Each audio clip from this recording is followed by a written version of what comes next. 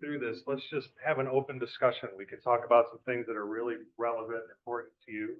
I do have a bunch of things that, I want to talk about. I wish I had a lot more time. I could spend most of the day just brainstorming and talking about event ideas and different things that we've picked up through the years, but I do have to follow a process or a structure here or else I get in trouble. So talking a little bit about generations in giving and different ways to reach out to them. I'll give you a quick welcome. I'm Matt. I'm from the area. This is the first and probably only lunch and learn I'll ever be able to ride my scooter to. And so I'm just down the road. And started ClickBid in 2002 out of Grand Rapids.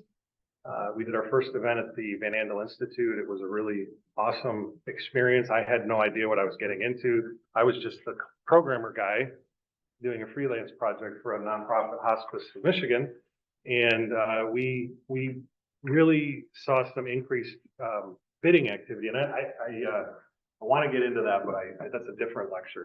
But yeah, I mean, it was one of those things where I was looking at it purely from a technology standpoint, but the organization saw it as this game-changing opportunity to help people interact more. So being more in touch and engagement.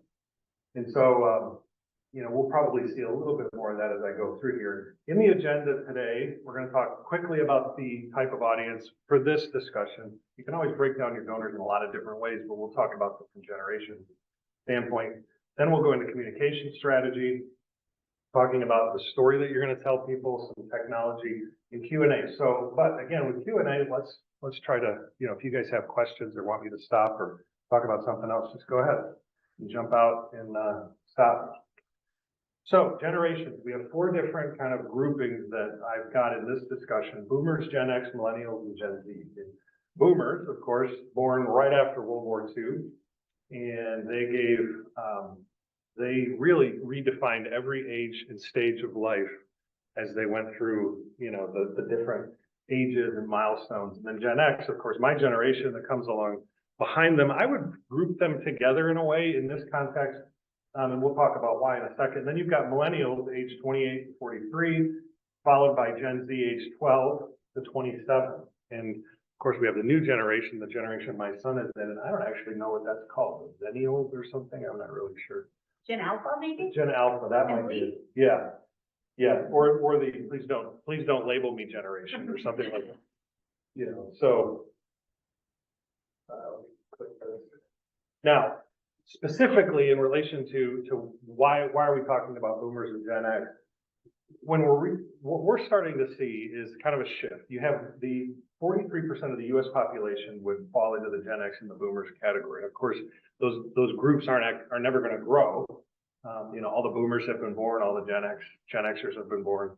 And so right now we have 43% of the population, but that number is going to, I won't go into why, but that number is going to shrink a little bit over time as boomers age out of their age. I don't want to be depressing, but that number is going to go down, but the way that we've acquired funds and donations from them is different than what's coming. And we have seen different ways and different attitudes and approaches to making sure that we get in front of those donors. So I highlighted some things so I could try to stay focused. I wanted to highlight that over 50% of boomers and Gen X are attending events. So one out of every 2 people are showing up at our events. And I think a lot of that is a sense of obligation.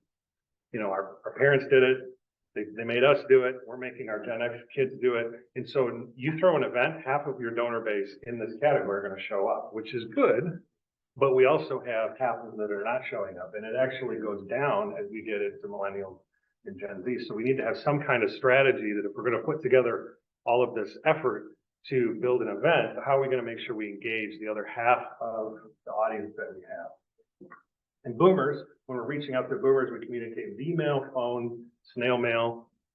And with Gen X, we do the same thing. We remember, Gen X and boomers remember a time before technology. And we were used to receiving mail. My wife, who's 53, definitely falls into the Gen X category. Every single day comes home and wants to know what came in the mail. And I'm thinking, well, the same thing that came in the mail yesterday is a 8x5 postcard for a political ad, an AARP magazine, and maybe a bill. but nothing ever else comes in the mail. But we still habitually check the mail because it's what we've always done. And so that is, you'll see, is in the new generation, that's not even a concept anymore. So, but it works for that generation. So you certainly don't want to give up on it, but you want to create a multiple approach campaign. So you're doing the same thing in what you're sending in the mail. You're doing an email, in social media, and so on. But we all know this. We're going to go into a little bit more detail of how that can happen. So millennials and Gen Z, again, I bucket them together like I do with boomers and Gen X. Again, 47% of the population. That's a pretty interesting statistic to me, that the new generations are starting to overtake the older generations. And we need to think about, as they start to come into their spendable income on giving, how are we going to acquire that? Because it is quite a bit different. An interesting statistic here is that 55% attend fundraising events. It's still 1 in 2, but 84% give to charity. So how are these other 30% of millennials and Gen Z finding these charities to give to if they're not attending events and they're not hearing the stories and the pitches? Well, Instagram, TikTok, some Facebook, although that tends to be a Gen X platform, they're responding to things that don't necessarily take place in their community. The things that catch their eye, that have really good story and compelling messages and reach an emotional truth, are the things that people respond to. And that's where you're seeing a lot of people peeling off of their more traditional giving. Again, boomers, Gen X, we have to go to this event because it's what we've done for the last 35 years, but so we're going to give to that charity, but now you're having to attract and find donors that don't necessarily want to attend an event or aren't in your community. And let's keep moving. How do we reach our donors? Again, this was a bigger slide because it's funny because I see this as what it was, as a big complex slide, and I thought, just tear it down.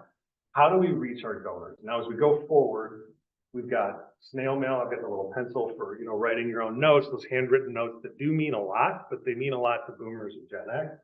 Now, it's not to say that none of your millennial or Gen Z population won't appreciate a handwritten letter, but when we're thinking about, communicating to as many people as possible, social media, video is where boomers and Gen X thought of the internet as kind of a cool novelty. It's a cool add-on to my life. And, it helps me in certain area. It permeates every single ounce of a millennial and Gen Z. Imagine, like cars were the same way for us. Like I don't have a memory of life without having access to a vehicle. But my parents have memories of access to maybe, one vehicle for the entire family. And of course, their parents, some did, some didn't have vehicles. So, we just take it for granted. And that's where a lot of millennials and Gen Z, of course, they're going to get their information from TikTok and Instagram and, Signal and all these other social apps. They're going to get it from there. That makes perfect sense. They're not going to go look at a newspaper or, go buy a magazine or things like that to get, certified or peer-reviewed content. They're going to get it socially online from somebody that just shared them information. And so how are we going to get ourselves into that world? And now, the now what? The stuff that I just shared is great. It goes well in a presentation. But what do we do about what do we do now? Again, the rest of the time that we have here, how are we going to provide some actual concrete action plan steps to move forward so that we have something to take away from? So what do we have? We have our audience groups. In this discussion, again, I'm talking about generations. We have types of media, ways that we can communicate to people. What do we do next? Like, what's our next step? So tomorrow, Friday, what do we do next? Now, I actually added this slide today because it's one of those, when I give presentations, my background is all tech. I'm a software programmer. I love the latest and greatest blockchain, AI, AR, all those different technologies. But in my day-to-day running a business life, it really comes down to some things that have nothing to do with technology. And so I'm a visionary. I love to sit with a cup of coffee, talk all about, what are we going to do next? What technology are we going to explore? How are we going to reach to this, this type of nonprofit? How are we going to get into this market? And, what if we did this? And what if we hung a camera from the top of the building? All these things. It'd be so cool. It's so immersive. But really what you need is, you need somebody who's going to help you make it happen, come to life. And this is a big pivot. And the reason I'm bringing this up is because I'm noticing it a lot with two of the charities that I work with as a volunteer. Both of those charities have fantastic ideas of the things that they want to do to raise money. But one of the challenges they're struggling with is there's what are the to-do things that we're going to get done today so that we can actually move the ball down the court. Maybe I'm gonna screw up my analogies. I'm not a sports person, but and get a touchdown, and then so that this thing actually comes together and gets done. So that next year, when we've proven the concept this year, we can even get more funding to do it even bigger. And then the next year, even bigger. And then the next year, even bigger. So we're not trying to shoot for the moon. Now the visionary, the Matt of the room, is going to be shooting for the moon, but how is everybody else going to get us one step further down the road? And so, every visionary needs help in that person. We use a business strategy called EOS in our business. And that talks about having a visionary and an integrator to work together, one not being more important than the other, because the visionary is going to drive everybody nuts with all their ideas and an endless stream of consciousness. And the integrator is going to say, okay, 10% of this has real value, so we're going to actually do that. And so who is my champion that's going to make this happen? Because at some point, once we have our story, on the right-hand side, we're going to need an email, we're going to need a letter, we're going to need phone calls, we're going to need social posts, because we know that we have boomers and Gen X in our donor database that are going to need a letter. And ideally, if I have millennials and Gen Z, why bother with a letter? We're going to do a TikTok story. Well, I don't know how to do a TikTok story. I mean, literally, I don't know. I've never made a TikTok story. So, but I can have somebody who does know how to do a TikTok story, and they're going to make, that's not what it's called, is it? Yeah, that's what they're laughing at me. Instagram story, TikTok, whatever it is. Maybe that's just what it is, a TikTok? Yeah, okay. Good Lord. Okay. Well, I'm definitely in the older Gen X. But the story has to be consistent, because when we bring all these people together to try to get to sell this idea, this concept, it can't be, this mishmash of a message over here, a message over here, a message over here. And that's a lot of times what ends up happening when you're trying to coordinate these events, especially with volunteers.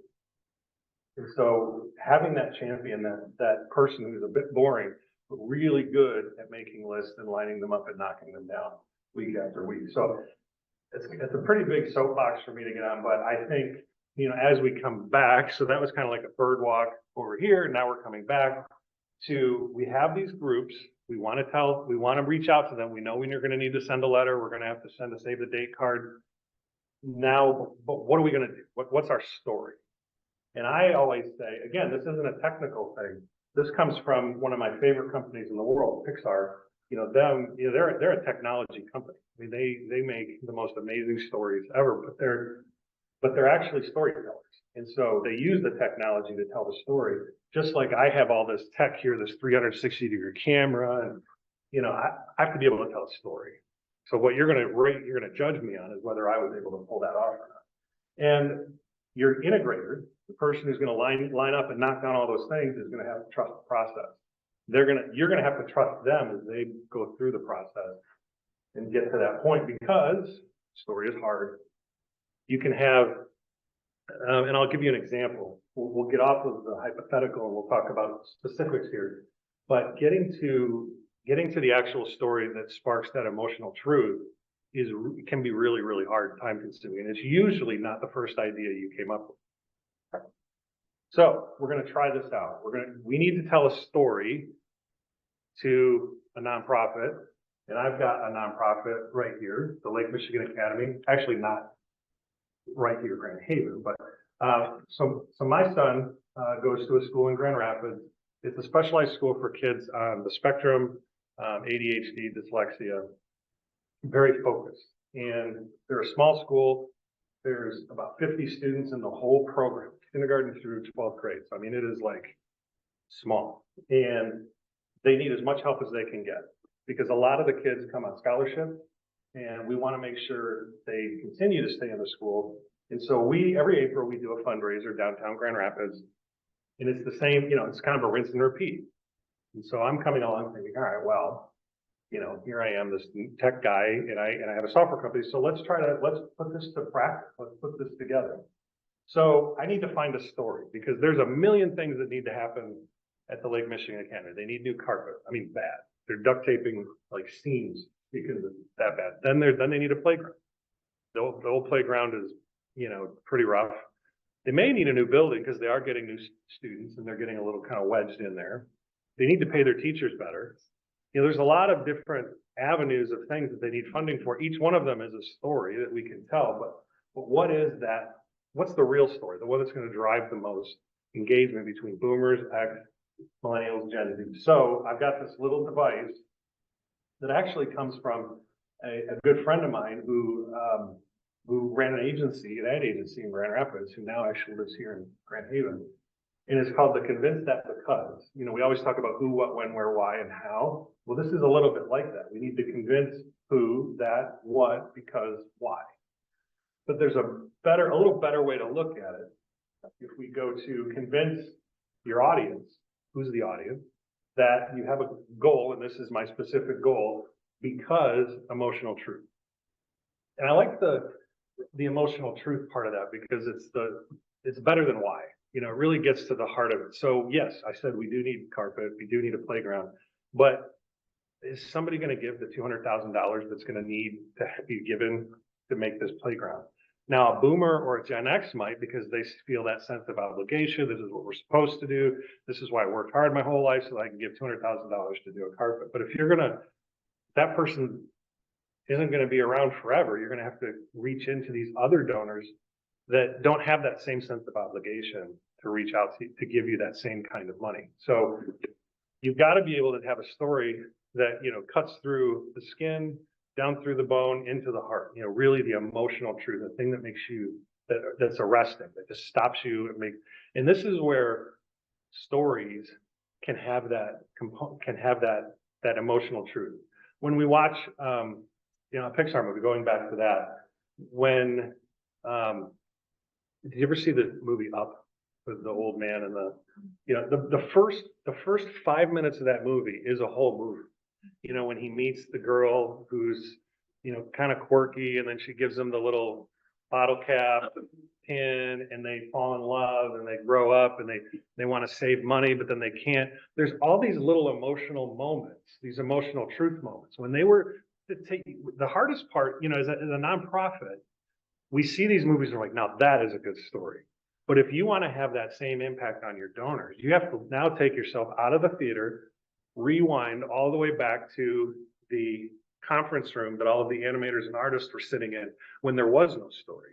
And somebody had this idea of, we need to set the stage and do this introduction. Sometimes they do these with flashbacks. Sometimes they do these with narrations and photos. And we're going to do it with, this falling in love story. And so so a lot of things happen in 40 years, 50 years of marriage. Which ones are we going to pick? You can pick anything. Kids, they noticed they didn't have any kids. So they didn't have any of those pieces. They said, well, what people like to save up for these big grand things. So we're going to put that in there where they have to break the piggy bank. And that's an emotional truth moment because we can all relate to it. Like when you go, let me finish that thought because now I'm already on something else in my head. So I want to bridge the gap here. So, they started with nothing and they put it together, but their compass was finding the emotional truth, telling the story. What do you want to tell them? What's the goal? And how with that goal you're going to hit to the emotional truth? And so, when we're on TikTok on a less dramatic scale and we're flipping through the TikToks or the feed or whatever it is, there's always the handful of people that we all like. There's two guys that tell these dad jokes and they try not to laugh, and they're on a dock and they're all bundled up with coffee mugs and they think they're funny, and they're dad jokes, and only, I think they're funny because I'm a dad, but and then there's another guy who's a Midwesterner and always tells Midwesterner jokes, and from Wisconsin, and it's always the same. Like every time I see his face, as soon as I'm swiping, I stop because I'm emotionally engaged with this. They've created a story that they've told over and over and over again that hits me. Or this new one that I'm seeing is, you're from the 90s, you grew up in the 90s when, and then they give you these like 3 things that really like, whoa, take you back. Like the original alarm clock that had the same sound no matter where you bought it from, those kind of things, Pez dispensers or whatever. And that person is consistent. Every time you're thumbing through and you see that person, oh, stop, I'm gonna watch them, because they've created that engagement, that emotional engagement. And their goal obviously was to get you to watch the whole thing, because they get monetized based on how many times you watch it, rewatch it. That's why they always tell you to wait till the end, because they want all that money. They get more money if you watch the whole stinking thing. Sometimes I try not to give it to them. I'm like, no, this is terrible. So anyway, so let's try it out. So I want to, we're back to my son's school. So I want to convince who? Parents, grandparents, aunts, uncles, alumni, siblings, teachers. Yeah, basically everybody. And so obviously we're just kind of dumping all these ideas out on the table, knowing that somewhere in here is a good idea. Just like when they were dumping all the ideas out for that montage in the movie, and they're like, okay, what are we going to show that make up this 5-minute montage? They dumped out a ton of stuff, and then the ones where he's straightening his tie are the ones that end up making it into the movie because they get the most emotional impact. So we're going to have to pare that down. So then we want to convince them what? We need your money. Well, yeah, of course. Please attend. Okay, not real shocking there. Make a donation. Yep. School needs repairs. Playground needs remodeling. Teachers need raises. We need more supplies. I mean, these are all kind of like, yeah, anybody could come up with these. And then because now we start to dig into some of that emotional truth, emotional moments. It helps our students learn. Our community needs neurodiversity. There are students who can't attend. Someone is stuck without support, about giving back. We need to keep our great teachers and staff. So we're kind of getting into like, how are we going to sell it? How are we going to pitch this to people? And again, I did this on purpose, really made this vague, because this is what in the 20 some years that I've tried these little brain exercises of trying to help myself when I'm trying to conceive a new product, or other people, it always sounds good on paper. Then you sit there and go, all right, I'm going to try this. Matt was all about this yesterday, so I'm going to try this. And then you come up with something like this and you're like, yeah, that was dumb. I'm not doing this. But it just means this is when you need, trying to tie all this together, you have that integrator who says, stop, stay focused. Our goal, success for us, is that tomorrow, after this meeting, we have something to go home with. And so they keep you focused. So let's keep going. Okay, version 1. Convince parents and their friends school depends on your involvement, because every contribution is critical to moving our students to graduation. It's okay, not bad. Now, what did we do? We took that entire audience and we pared it down to parents and their friends. We didn't say parents and families and friends, because what we really want is the parents are the ones that are going to give probably the most money, because my wife and I love our son going to the school. So if you ask us nicely and you tell us a really good reason why this money needs to be given, we're probably going to give it. But they also want to expand. Every nonprofit wants to take their donor database from 5,000 contacts to 10,000 contacts. So we're going to try to get parents to share this with their friends. So when we send a letter, when we send an email, we're going to use QR codes. We're going to try to do some kind of like citywide, maybe treasure hunt or something to get more people involved at giveaway, something to get attention. And then the school, the why we want to convince them that the school depends on your involvement. Remember, I had said that, the school really doesn't, a lot of the parents in the school have scholarships for their children, because it's a school that, I think it's 90% of the parents have some form of scholarship. So the school has a huge endowment, but not forever. And so they're trying to lean more on parents to give money towards scholarships.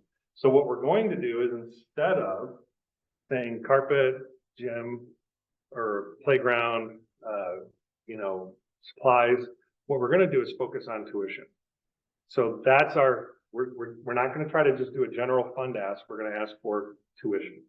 And then lastly, because every contribution is critical to moving our students to graduation. So what I was playing at here was, okay, if my son left public and went to this school, something happened in the public school that didn't really work out for him. It wasn't a good fit. So we moved him into this private school. We want him to stay there. The worst case scenario for me as a parent is that I don't have the funds or the school goes away and I can't send him back there next year. So now in 9th grade or 8th grade or whenever it happens, I have to pull them out. So I need students to keep coming to this school. I need so that my son can keep going to the school. And it really would be nice if we got to 100 students. The more the merrier, right? I mean, you know, it's nice to have some diversity in the school. So we're starting to move forward. And then we want to build a communication calendar around it. And this again is where your integrator comes into place. We have this person is going to say, okay, well, okay, great story, Matt. And this is, you know, we're getting somewhere. How are you going to communicate this? And remember, we have these pillars that we have that are kind of, we buried in the sand and we put in the sand and said, okay, you're going to send a letter, you're going to send an email, you're going to create a TikTok story. Not story, you're going to create a TikTok and an Instagram story. And it's going to all relate and tie to this scholarship. All right, so then I thought, well, can we do better? It seems like something maybe ChatGPT came up with. Like I just said, give me this thing and, you know, give me this idea on how we can help raise money for the school. Let's dig a little deeper and see if we can draw better boundaries around for our communication. All right. So now we're going to say we're going to drill down the audience even more, convince our families that other families need this school because unique children need the LMA experience. And so now we're getting very razor focused. So now we're trying to convince our families to give money to the school so that other families can come to the school for the same reasons that we came to. So now whatever messaging I put out there. So let's say if I want to hit that emotional truth and I'm going to do some kind of photo, I can go to ChatGPT and ask for a photo and it'll come up with one. Maybe it's a picture of this small child trying to walk into this massive institution, and then there's something above it that says, you know, something that calls out to the person that, you know, this may not be the best setting, or is your son or daughter scared of this environment, scared of this program?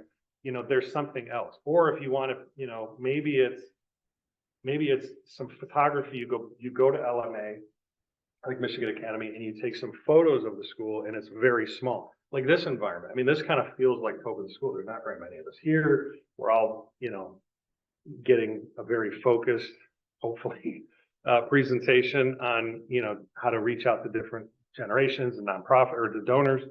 So it's not this, you know, 700 person filled theater kind of thing. So we're convincing our families that other families need the school because unique children need the LMA experience. This isn't just for everybody. This is for children that need the extra attention because of their learning challenges. So we take the same thing and we start building another communication strategy. Save the date. You know, we're going to do save the date. But now, how is that going to apply to our generations of Boomers, Xers, Millennials, and Gen Z? We're going to, again, send a letter. With a school, kids are a mobile mailbox. You can open up their bag, take a QR code, stick it in their backpack, and you can send them home with it. So that's a really great way. And again, our goal is to convince our families, and that's where it starts. So we're going to start telling the story about how maybe we send home a bio or a case study of somebody who's at the school. You know, and then from there, with that case study, we can use, again, AI, or we can use photos to put that into an Instagram or a TikTok. And then you keep driving that home over and over and over again. You stay focused on this one unique, this is what we want to tell for that event. All right, and then again, of course, we go back to that communication calendar. This is again where the integrator starts to really shine. The visionary had all this vision, and now what? So we want to make sure that we put together, do we have the best story? Maybe, we hope so, but we have a story that we want to tell. Sometimes it's not about telling the best story, it's about telling it with consistency.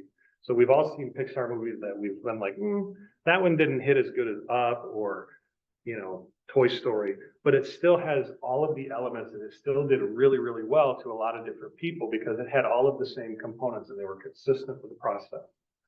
And so they continue to, beat the same drum over and over again. You want to stick to the story, one message per communication. And again, how often do you communicate with somebody? As often as you have something to share with someone. And this is where, technology can really become helpful.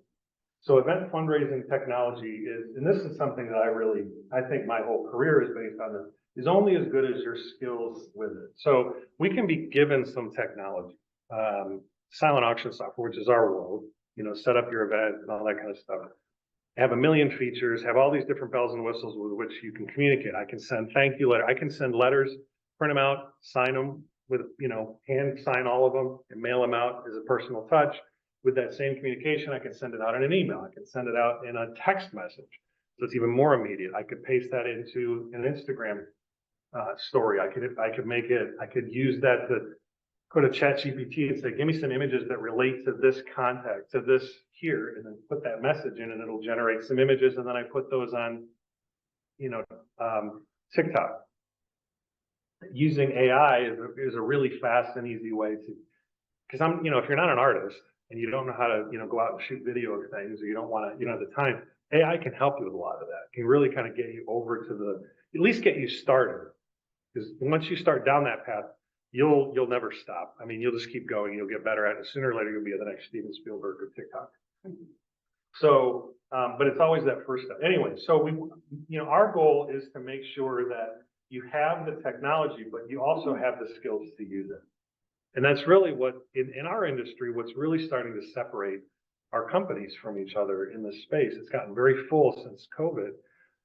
But what a lot of companies are doing is they're just presenting software. They're not presenting solutions. So, these have always been around: mobile bidding, live auction, peer-to-peer fundraising, chat, paddle raise, headset. I'm not going to read through them all, but there's all of these different pieces, but it's overwhelming. Like, how in the world do I need a wine pull? I don't even know what that is, or I think I know what that is. And if I do know what it is and I'm right, then how do I even implement it for my event? Where am I going to get the wine? So you need people to help you with that technology. Again, you're the visionary. You're like, yeah. And the visionary, when I look at this list, I think, okay, I want a golf outing. It's like, it feels like I'm shopping on Amazon right now. But what I need is an integrator who's going to put this together and make it happen. So again, it's kind of a surprise takeaway to this presentation, is that making sure you have that counterpart is really, really important.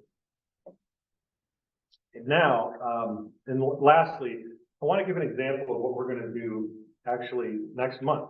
So what I'm trying to do with them is this concept of, I use this all the time, is can I reach the cookies? So we have all this technology, and I'm 6'1", so I'm a little bit taller than a lot of people, and I can reach higher up on the shelf to grab the cookies on the top shelf.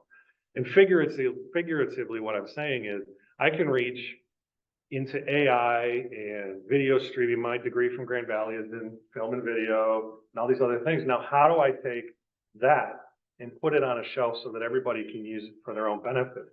Because what we're doing at ClickBid is we're creating these recipe books, and this is our first version. So a lot like when I said use AI to create an image and then go from there. This is our start. And so 3 years from now, when this thing has 17, 20, 30 more recipes in it, it's this thick thump book. You can just drop it on a table and makes a big loud noise. We started somewhere. We said, listen, we have 22 years of experience. We're going to put it into this book. We're going to start making more recipes. But using the technology that we have today with video, we have this kind of 3D camera thing here. And so we're recording this, but one of the things that I have an organization, Align Secure. They're based out of Maryland, and they're a nationwide nonprofit that wants to cure cavernous malformations, and it's a blood vessel disease in the brain and in the brain stem that softens blood vessels as they start to leak. And so over time, you can have serious deficits and complications requiring surgery to have them removed. But what this nonprofit is working towards is things like sound therapy, actually sound wave therapy that will shrink blood vessels, medicines, things that are non-invasive, because today the only option is surgery, and that is a devastating concept for people that are suffering from this. So we have in this nonprofit these centers of excellence, Minnesota, Philadelphia, California, Atlanta, different research facilities that have an educational component where people can go to and get the best of neurology and education and patient studies. So how do we run an event for an organization that has people all over the country? And most of us have the same problem if you're at a university or a school, a private school, or research. You have constituents that can come to your event, and then you have more constituents who cannot come to your event. So what we're going to do is we're taking 5 different venues around the country, California, Atlanta, Chicago, Austin, Texas, and Delaware. And we're going to create a small kind of intimate venue like this. We're getting a band to play, and we're going to have food, music, an appeal underneath. And each one of these venues is going to take place at the exact same time on the 7th, just in their time zones, so that they all overlap. So at 5 p.m. Eastern time, we have events going on in 5 different places in the country. And what we're going to do is we're going to give them one of these laptops. So like a Windows Surface and, just a Logitech camera. And we're going to set it up and we're going to connect it via video to ClickBid. And then we're going to take the mix, whoever's mixing the sound so that it doesn't sound like, a can coming out of the same can. We're going to mix that in as well. So as you can imagine, there's only 5 venues. It's cool because you've got 5 different places around the country at the exact same time doing the exact same thing. But most of their constituents don't live in those 5 cities. They are all over the place. So what I'm going to be able to do is from Michigan, I'll be able to log on to the website, the mobile site that we've created for them. And I'll be able to look at 5 different venues in a grid, like a Zoom call, and a live program from a host who's going to come out, do a quick monologue, 5-minute monologue, and get people to smile way better than I am. And then we're going to give a program, and people can watch different bands play. We're going to move to different bands. So the MC is going to say, hey, what we want to do is jump over to Austin, and we're going to do a quick piece from the Austin venue. And then they come back. Then we're going to go to Delaware. We're going to go to the event in Delaware. They're going to play a piece, and then we're going to come back. So what we're doing is essentially creating house parties around the country, streaming them together so that everybody can interact with them online.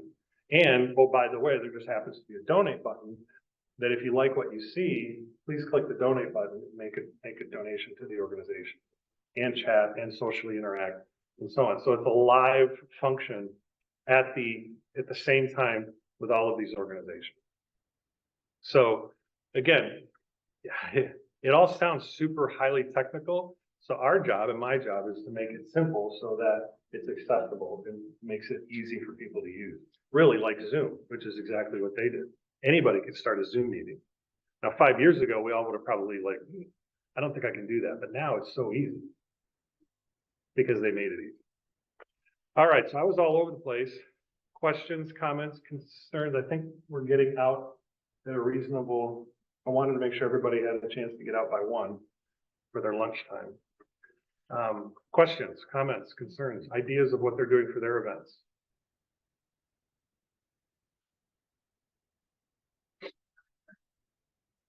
Yeah? No. Yeah. Yeah, yep. No, that's great. And I can't take credit for it. I think and Caroline and Paige back there put that together. Very smart. It's nice to see the millennials,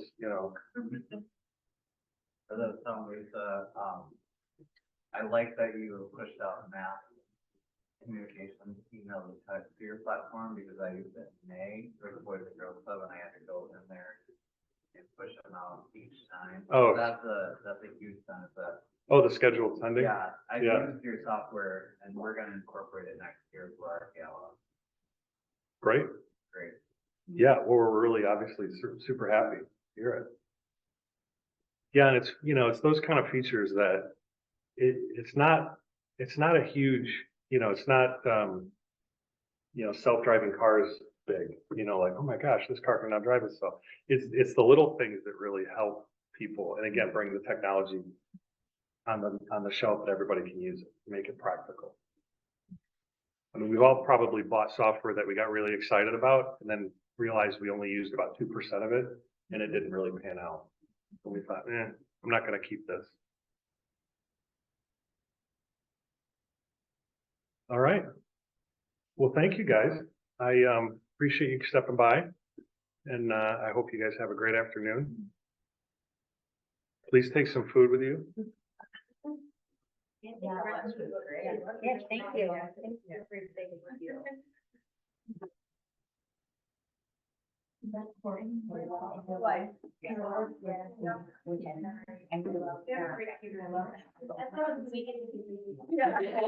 you.